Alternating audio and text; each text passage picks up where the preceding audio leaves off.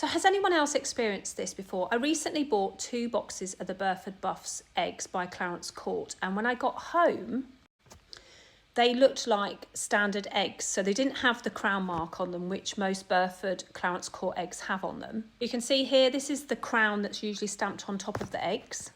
So I went back to the shop and spoke to the assistant. She was really, really helpful, by the way. And this is the Burford Buff. And this is a standard egg that we got out of one of the normal boxes. And you can see that they look identical. So the sales assistant actually said to me that she thinks that someone has actually swapped the contents of the Burford Buffs with a standard egg and paid for the standard egg box. And obviously I've got those eggs in my Burford Buff box. Now, just for comparison, you can see these are the Burford Browns and they have the Clarence Court little crown on, and the ones above don't have them.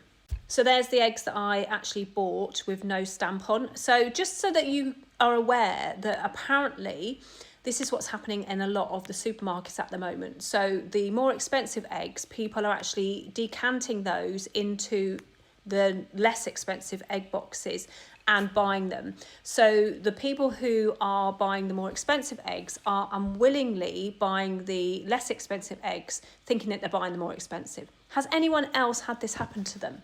Now, I know I'm fortunate to be able to afford these, so please don't put any hate in the comments. I'm just highlighting the fact that when you go to buy an egg that is more expensive, maybe it's because the chicken is free range, maybe it's like organic, that people are swapping the eggs over. So next time you go and buy any of your eggs, specifically the Burford Browns or the Burford Buff eggs, do open the box and check that it's the right one. As you can see here, it says that they should all have a little crown printed on the eggs, and these ones didn't have that.